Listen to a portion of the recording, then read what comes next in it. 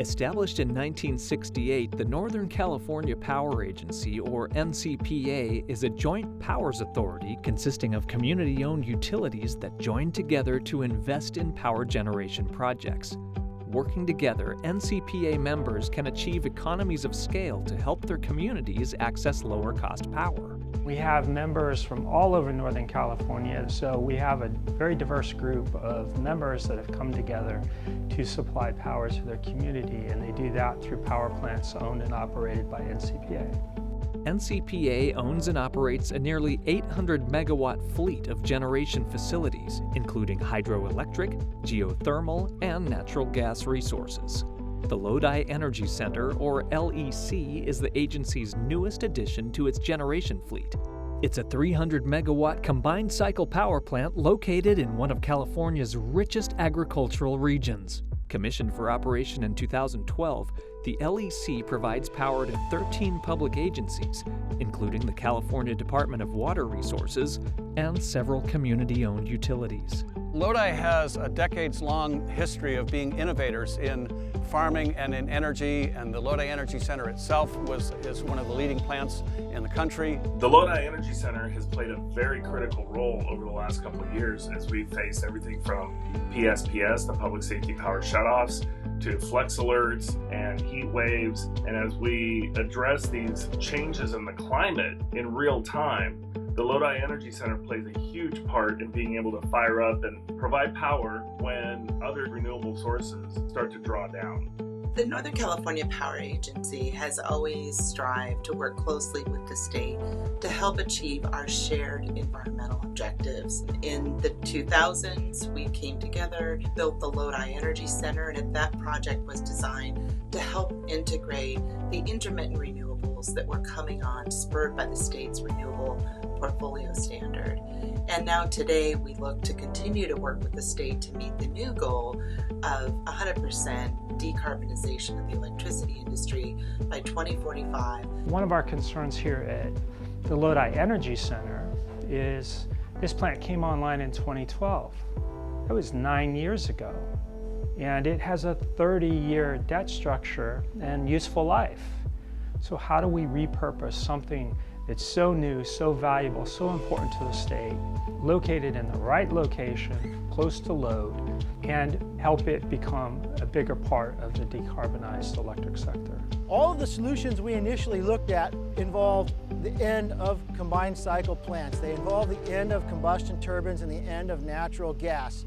One day we came up with this idea, what if we burned hydrogen in the unit? We started looking at that more intensely because that allowed us to continue to utilize the assets that we have on the ground. In addition to eliminating the greenhouse gas, we would be pulling renewables down from the grid to produce our hydrogen, making LEC the first renewable combustion turbine. But even more than that, we are situated right next to our neighbors at White Slough Water Pollution Control Facility. So the water source that we'd be using to make our hydrogen would be recycled water. It would not be coming from the fresh water supply, something so precious in California. The project uses Siemens Energy turbines, which are capable of utilizing a blend of hydrogen and natural gas to create power.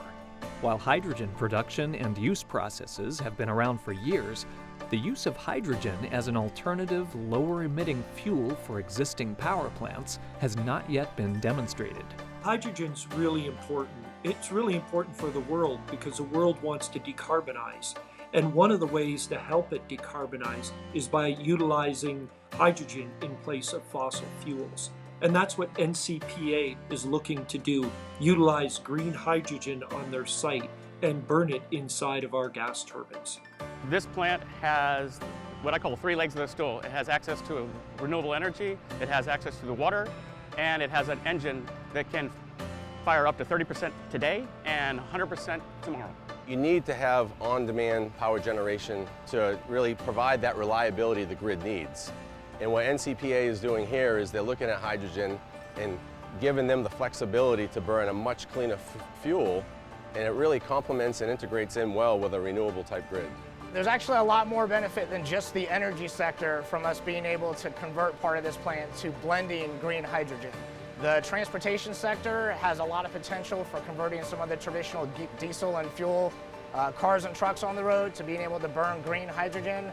Where this is located, right between the I-5 and Highway 99 corridors, really gives us a strategic advantage to be able to produce a product that potentially could be used not only in the energy sector, but in the transportation sector as well. To help manage costs and further analyze the project's feasibility, in late 2020, NCPA was awarded a $48,500 grant through the American Public Power Association's DEED program.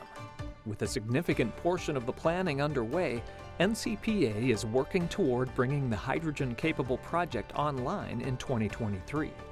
What's needed now going forward is advocacy and education of policymakers about the technology and what's needed with regard to regulatory policies to ensure that we can move this forward on a timeline that allows us to meet these ambitious objectives. When we go to the state capitol, when we go to Washington, D.C., we speak with one voice.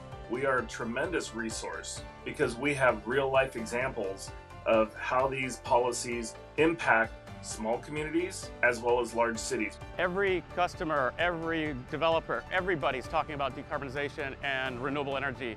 It's the actions that people take to move forward. We're one of the only facilities that's up and operating that could start burning this blend in a very short period of time with very minimal additional infrastructure and upgrades. So we're very excited that we could be a leader in this industry. We can help partner with state and local governments to prove that this technology is viable for the future and be one of the first to incorporate it and help really decarbonize the traditional fossil fuel infrastructure for the power sector.